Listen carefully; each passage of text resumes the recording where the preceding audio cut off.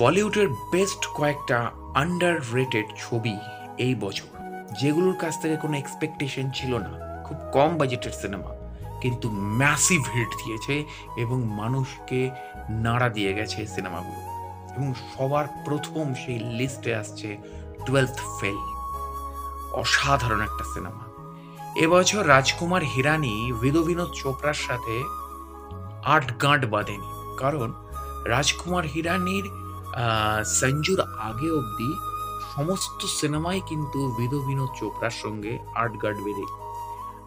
সেখানে দাঁড়িয়ে কিন্তু থ্রি ইডিয়টস, মুন্না ভাই, এমবিবিএস লাগেরো, মুন্না ভাই সব কিন্তু বিনোদ চোপড়ার প্রডিউস এবং রাজকুমার হিরানির ডিরেকশন। সেখানে কিন্তু রাজকুমার হিরানি এবছর শুধুমাত্র ডুমকি করেছে, নিজে ডিরেক্ট করেছে এবং শাহরুখ খানের সাথে কোলাপ করেছে। কিন্তু সেখানে বিনোদ চোপড়া কি পিছিয়ে থাকবে? বিনোদ চোপড়া পিছিয়ে থাকেনি। সে 12th ফেলের মতন একটা খুব লো বাজেটের ছবি বিক্রান্ত মেসিকে নিয়ে করে তাক লাগিয়ে দিয়েছে এবং সর্বজন বিদিত এবং সর্বোচ্চ শিরোনামে পৌঁছেছে সিনেমাটা। এরপরেই আসছে জোরাম, মনোজ বাজপেয়ীর আরেকটা ভার্সেটাইল অ্যাক্টিং। এবছর মনোজ বাজপেয়ী আমাদের 3টে সিনেমা দিয়েছে, 3টে সিনেমাই কিন্তু লাইমলাইটে রয়েছে। তার মধ্যে অবশ্যই 2টো ওটিটি প্ল্যাটফর্মের সিনেমা, কারণ এক বান্দা কাফি হ্যায় সিনেমাটা সিনেমা হলে রিলিজ হলে আগুন ধরে যেত, সিনেমা হল ভেঙে ফেলে দিত। কেননা যে বিষয়ের ওপর, যে সাবজেক্টের ওপর সিনেমাটা হয়েছিল, সেই সাবজেক্ট বা যে গুরুর ওপর হয়েছিল, সেই গুরুর প্রচুর ভক্ত এখনো মার্কেটে লুকিয়ে রয়েছে বা রয়েওছে ওপেনলি। তো তারা কিন্তু তাকে ছেড়ে দিত না। তো সেই জায়গা থেকে দাঁড়িয়ে সিনেমাটাকে ওটিটিতে রিলিজ দিতে হয়েছিল, সির্ফ এক বান্দা কাফি হ্যায়, সেটাও একটা ম্যাসিভ হিট হয়েছিল ওটিটিতে। তারপরেই ছিল গুলমোহর, যেখানে শর্মিলা ঠাকুরের ছেলের চরিত্র অভিনয় করেছিল মনোজ বাজপেয়ী, আরেকটা ভার্সেটাইল চরিত্র।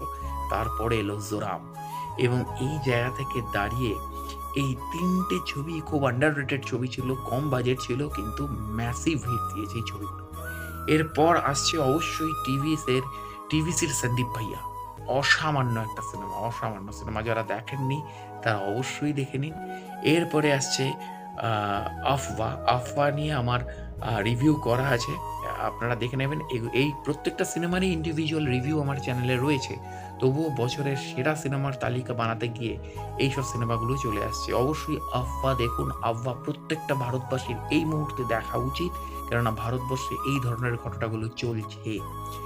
এর পাশাপাশি রয়েছে ভিড় বলতে করোনা লকডাউনের সময় মাইগ্রেন্ট যে লেবার, তাদের যে জীবন কাহিনী, সেই জীবন কাহিনী তুলে ধরেছে ভিড় সিনেমাতে অনুরাগ বসু এবং সেই অনুভব সিনহা। তো এক্স্যাক্টলি সেই জায়গা থেকে দাঁড়িয়ে ভিড় সিনেমাটা আরেকটি কালজয়ী সিনেমা এবং আন্ডাররেটেড ছবি, খুব কম বাজেটের ছবি কিন্তু ম্যাসিভ হিট দিয়ে গেছে। তো এক্স্যাক্টলি এই সিনেমাগুলো কেউ কোনোদিনও হিসেব করেনি যে এই সিনেমাগুলো খুব ভালো চলতে পারে, এবং বছর শেষে এসে জ্যাকি শ্রফের এবং নীনা গুপ্তার সিনেমাটিও মারাত্মক রমরম করে চলছে। এবং এই সিনেমাগুলি মানে এই বছর অর্থাৎ 2023, আমি বারবার বলছিলাম যে 2023-এ কোথাও যেন লো বাজেট বা গ্রাসরুট লেভেলের সিনেমাগুলো হারিয়ে গেল, না, একটা সিনেমাও হারায়নি। এই সিনেমাগুলো রমরম করে চলেছে এবং কোথাও নিজের মানে এত বড় বড় বাজেটের সিনেমা, যেখানে জওয়ান, পাঠান, লিও, সালারের মতন সিনেমা বেরিয়েছে, ডুমকি, সেইখানে দাঁড়িয়েও কিন্তু 12th ফেল, গুলমোহর, জোরাম, সির্ফ এক বান্দা কাফি হ্যায়, সন্দীপ ভাইয়া, এই ধরনের সিনেমাগুলো রম করে চলেছে। তো এক্স্যাক্টলি বলিউডের এই যে আরেকটা প্যারালাল ইউনিভার্স বলিউডের তৈরি হয়েছে, এই ইউনিভার্সেরও আপকামিং সিনেমাগুলো রয়েছে মারাত্মক। অবশ্যই আরেকটা সিনেমার কথা আমি ভুলে গেলাম, থ্রি অফ আস, এই সিনেমাটিও কিন্তু মারাত্মকভাবে মানুষের মনে দাগ কেটেছে। অবশ্যই জানেজা সুজয় ঘোষের ছবি সিনেমা জানেজা সিনেমাটিও কিন্তু মানুষের মনে দাগ কেটেছে এবং বিজনেস দারুণ করেছে। খুফিয়া, অবশ্যই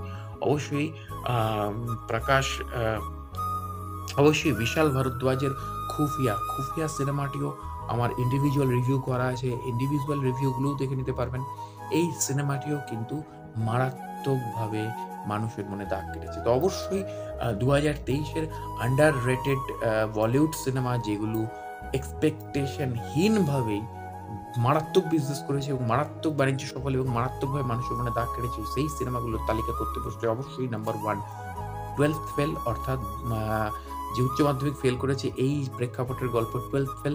তারপরেই হচ্ছে সির্ফ এক বান্দা কাফি হ্যায়, তারপরে হচ্ছে জোরাম, তারপরে হচ্ছে খুফিয়া, তারপরে হচ্ছে আফওয়াহ, তারপরে হচ্ছে ভীর, তারপরে হচ্ছে আম 3 অফ আস, তারপরে হচ্ছে অবশ্যই যে সিনেমাটার নাম আমি একটু আগেই বলছিলাম, গুলমোহর। এবং মানে অদ্ভুতভাবে বছরের শেষের দিকেও জানেজা, মানে সুজয় ঘোষের জানেজা একটা মারাত্মক দাগ কেটে যায়। তো অবশ্যই ২০২৪ এর দিকেও আমাদের চোখ থাকবে এবং অবশ্যই তার সাথে, সাথে আমার পেজটিকে ফলো করে এবং আমার চ্যানেলটি সাবস্ক্রাইব করে বেল আইকনের অল নোটিফিকেশনটি অন করে জুড়ে থাকুন। দেখা হচ্ছে পরের ভিডিওতে। নমস্কার।